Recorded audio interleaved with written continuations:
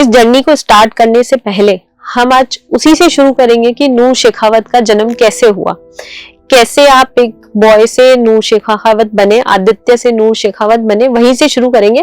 पर स्टार्ट हम वहां से करेंगे बचपन से, कि बाय बर्थ आपको कब पता पड़ा, आपकी फैमिली को कैसे पता पड़ा इन सब चीजों के बारे में। देखिए, मेरा जब जन्म हुआ था तो मेरा जन्म के टाइम पे ही मेरे टेस्टिकल्स नहीं थे।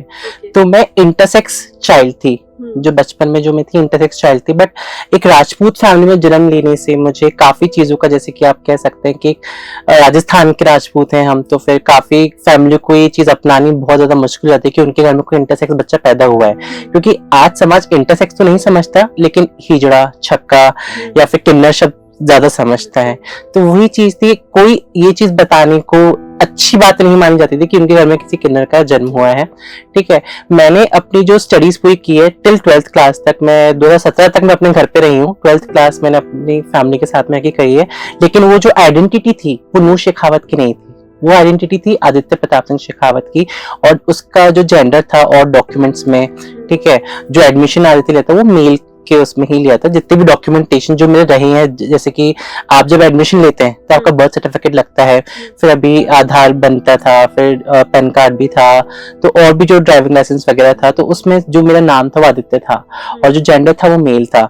क्योंकि मेरे घर वालों ने ही मुझे एक रोल अदा करने के लिए दे दिया गया था कि आप एक मेल ही हैं, नो मैटर आपकी बॉडी क्या है क्या नहीं है, उनको उससे मतलब नहीं था। बट आप एक राजपूत कल्चर फॉलो कर रहे हैं, आप राजस्थान में, हम अपने वो मतलब राजपूत कम्युनिटी है हमारी, तो हमको थोड़ा सा इन चीजों को दबा के ही रखेंगे तो ज्यादा अच्छा रहेगा। पर एक मेरा क्वेश्चन इसमें है कि जैसा हमने आम प्रचलन की भाषा में हमने सुना है, जब इस तरीके का कोई बेबी पैदा होता है तो उसी टाइम पे समाज के लोग आके उनको लेके जाते हैं। देखिए, मुझे नहीं लगता, जब जैसे मैंने अपनी हिजड़ा कम्युनिटी में भी मैं रही हूँ, ठीक है, उनके साथ मैंने बेगिंग का काम, जैसे हम कहते हैं बधाइयों का काम मैंने किया है, ठीक है, तो कहीं पे भी मैंने ऐसा नहीं देखा कि कोई किन्नर जबरदस्ती जाके किसी के घर से कोई बच्चा लेकर आ रहे हैं।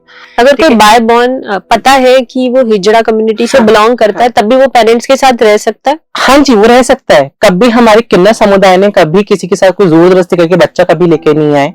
ठीक है, ये एक लोगों की मिथ है कि क्या किसी घर में कोई किन्नर पैदा हो जाता है तो वो किन्नर लेके चले जाते हैं। किन्नर लेके नहीं जाते थे, माँ बाप ही खुद दे देते थे सोसाइटी या कम्युनिटी के डर से।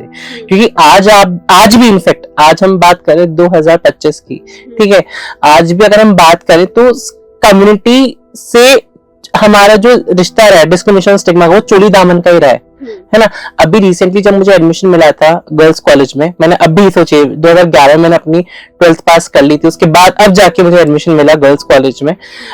उसके भी मुझे काफी ज्यादा अपना संघर्ष करना पड़ा एडमिशन के टाइम पे भी। आप खुद सोचिए, एजुकेशन तो एक बेसिक राइट है ना, वो तो हर एक जो व्यक्ति है उसका बेसिक राइट है एजुकेशन। एजुकेट ही इंसान नहीं होगा तो उसको अवेयरनेस नहीं होगी, चीजों की नॉलेज नहीं होगी, प्लस जॉब भी नहीं होगी। ठीक है, आज काफी हमारी जो कम्युनिटी है, जब हम जाते हैं बधाई मांगने, तो काफी ऐसे लोगों को ये चीज बोलते हैं कि आप जॉब क्यों नहीं करते हैं।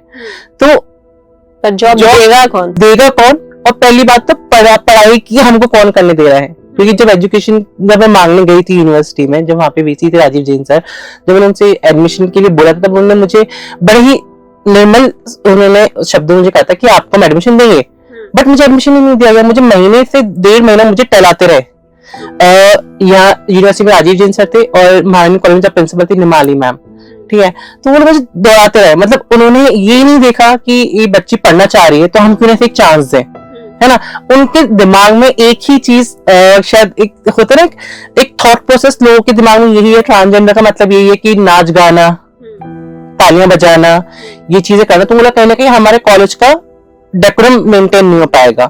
तो इससे उन्होंने काफी, आप मानेंगे नहीं, जब मुझे एडमिशन मिल भी गया था उसके बाद उन्होंने काफी मेरे को ये चीज बोली गई थी, मुझे इस चीज पे जोर भी डाला गया था कि आप प्राइवेट कीजिए, आप रेगुलर मत आइए। मैंने मैम से पूछा। आपके क्लासमेट आपको सही से रहते थे आपके साथ? हाँ, स्कूल की अगर हम बात करूं तो वहां पे नहीं रहते थे। स्कूलिंग कहाँ से करी? स्कूलिंग मैंने जयपुर से ही करी है। स्कूल में सब नॉर्मल? नहीं, स्कूल में भी नॉर्मल नहीं था। स्कूल में ना आपको बताया ना, देखिए मैम, अगर मैं आपको ये कहूंगी कि आपको एक मैं कैरेक्टर प्ले करने के लिए दे देती हूँ, आप खुद एक महिला है, आप महिला प्रतीत भी हो रही हैं, है ना। अगर मैं आपको बोलूं कि आप एक पुरुष का एक रोल अदा करिए आप, ठीक है, आप एक दिन कर भी लेंगे, 2 दिन कर भी लेंगे, ठीक है, 3 दिन तो आप मुझे बोलेंगे नहीं मुझसे तो नहीं हो रहा, मैं तो महिला हूँ, महिला की तरह मैं जीवन अपना व्यापन करूंगी, मैं पुरुष नहीं हूं, मैं बनना भी नहीं चाहती। आप खुद सोचिए, जो बच्चा पुरुष है ही नहीं, ठीक है, पूर्णतः आप उसे एक पुरुष बनने के लिए आप उसको फोर्स कर रहे हैं, तो कब समाज में लोग जो है, देखिए काफी ऐसे लोग मुझे पूछते हैं कि आपको कब पता लगा, है ना, कि आप ऐसी बॉडी में हैं, या फिर आप अपने को क्या मानते हैं, कब आपने अपने आप को फील किया? मुझे नहीं पता लगा, मुझे समाज ने बताया।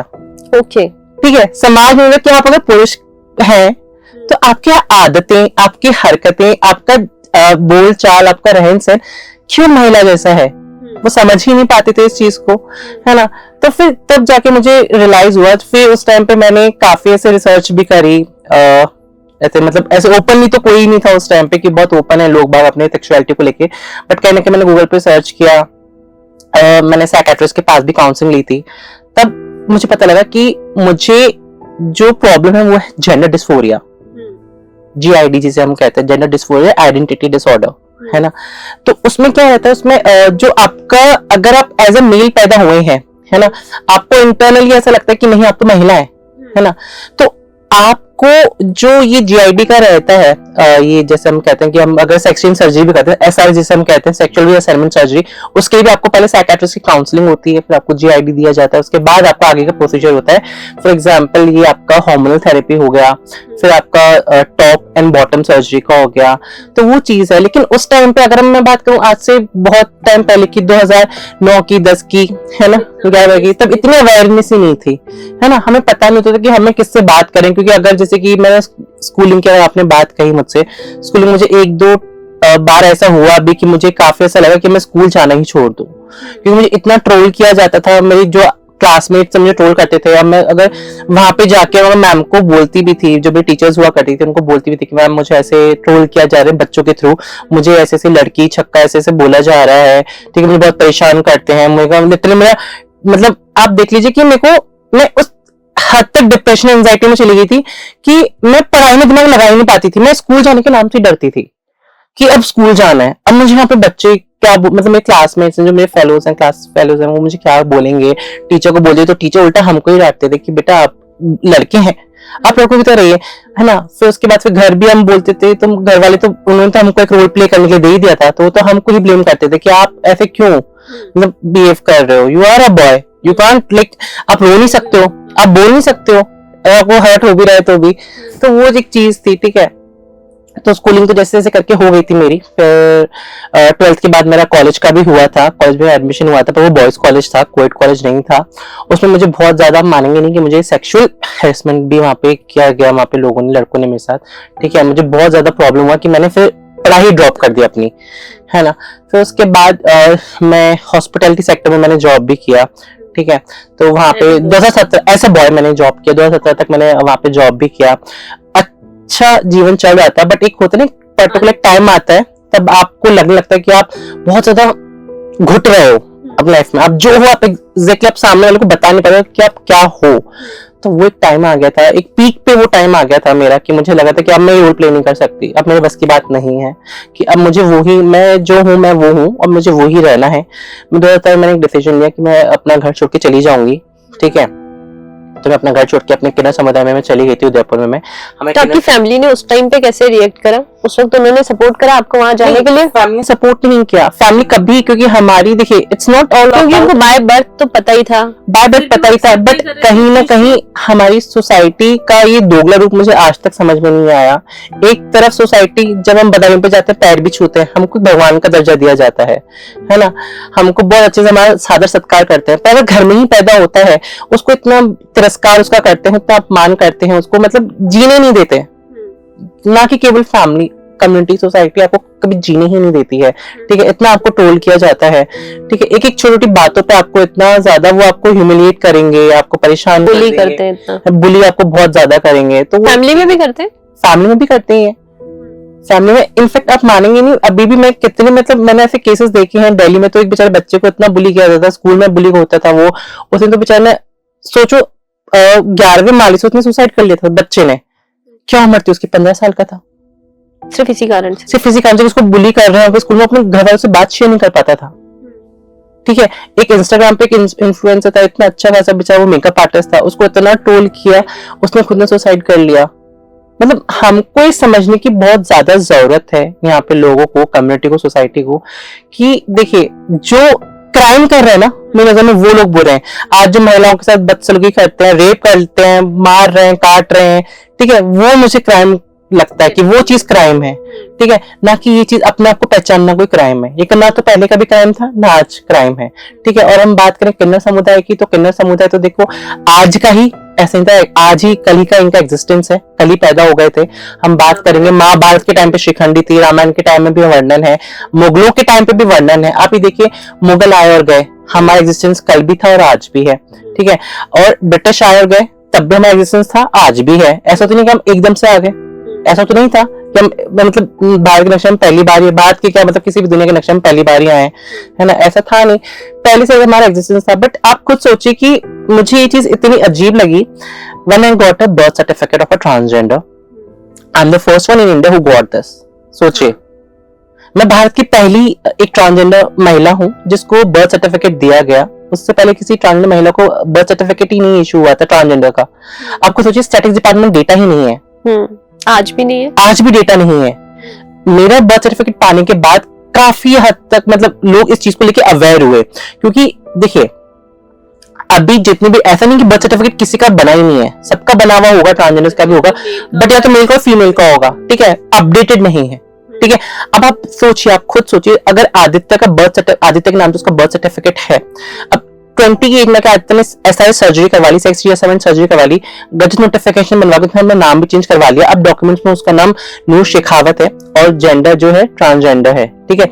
अब नूर मरी का, अगर मैं बर्थ सर्टिफिकेट में अपना अपग्रेडेशन नहीं करवाती हूँ, तो आप खुद सोचिए आदित्य पैदा कब हुआ, स्टैटिस्टिक्स डिपार्टमेंट के पास डेटा है ना।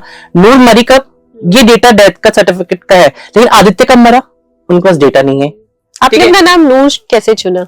देखिए, मैंने अपना नाम नूर नहीं चुना, मेरी जो गुरु हैं उन्होंने मेरा नाम नूर रखा था, क्योंकि मेरी शुरू से ही आदत थी कि मैं थोड़ा मतलब ऐसा था कि डॉक्यूमेंट्स को लेके और बाकी चीजों को भी लेके थोड़ा सा ज्यादा अवेयर रहती थी चीजों को, ठीक है, स्कीम्स, गवर्नमेंट की स्कीम्स को लेके, और मुझे बहुत शौक था ये मतलब ऐसे पढ़ने का भी। तो मैं काफी मतलब ऐसा थी, थोड़ी ऐसी कहते ना कि दूर तक सोचने वाला, दूर की सोचने वाले फ्यूचरिस्टिक जो लोग होते हैं, वैसे में थी। तो मुझे मेरे गुरु ने मेरा नाम रख दिया नूर, कि तू हमारे लिए एक नूर बनकर ही आई है। मैं उनकी डॉक्यूमेंट्स वगैरह बनवाती थी।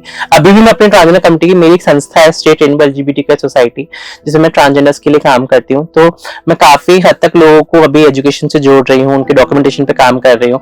तो नहीं चाहिए तो हमारे लिए एक नूर बनकर आई है। तो उन्होंने आपका नाम नूर, उन्होंने मेरा नाम नूर रखा। जैसे अभी आपने बताया कि 2017 में आप अपना घर छोड़ के किन्नर समुदाय के पास रहने चले गए, तो वहाँ की लाइफ कैसी थी आपकी और आपको कैसा फील होता था? एक लाइफ आपने यहाँ जी, हाँ, जिसके अंदर आपको पता था कि आप एक फीमेल है पर मेल बॉडी के अंदर है, और आप घर वाले भी एक्सेप्ट नहीं कर रहे, स्कूल वाले भी नहीं कर रहे, सोसाइटी भी नहीं कर रही है, और जब आप किन्नर समुदाय में इन सब चीजों को लेके गए, वहां पर आपको कैसा फील हुआ? देखिए, जब मैं अपने किन्नर समुदाय में गई तो मुझे वहां पे ऐसा लगा, तब जाके मुझे लगा कि हाँ, ये मेरी फैमिली है। तब तक आपने अपना चेंज नहीं कराया था ना कुछ? तब तक मैंने अपनी सर्जरीज नहीं करवाई थी, क्योंकि सर्जरीज ही बहुत कॉस्टली रहती है। मतलब आप मान के चलिए 10 से 15 लाख का आपका कॉस्ट हो जाता है, आपका पूरा हार्मोनल थेरेपी का, आपके काउंसलिंग सेशन जो साइकियाट्रिस्ट के होते हैं उनका, फिर हार्मोनल थेरेपीज रहती है, फिर आपकी टॉप बॉटम सर्जरीज होती हैं। तो उन चीज का आप खर्च मान के 10 से 15 लाख होता है। तो एना मतलब कि मैंने इतना जोड़ा नहीं था, ठीक है, जॉब का, कि मतलब ऐसा नहीं था कि मेरी बहुत अच्छी मेरी सैलरी थी कि मैं ये सब चीजें करवा पाऊँ, ठीक है। फिर जब मैं ट्रांसजेंडर कम्युनिटी में गई तो फिर मेरी गुरु ने फिर सब चीजें करवाई थी, मेरी सर्जरीज वगैरह तब उन्होंने ही करवाई थी मेरी।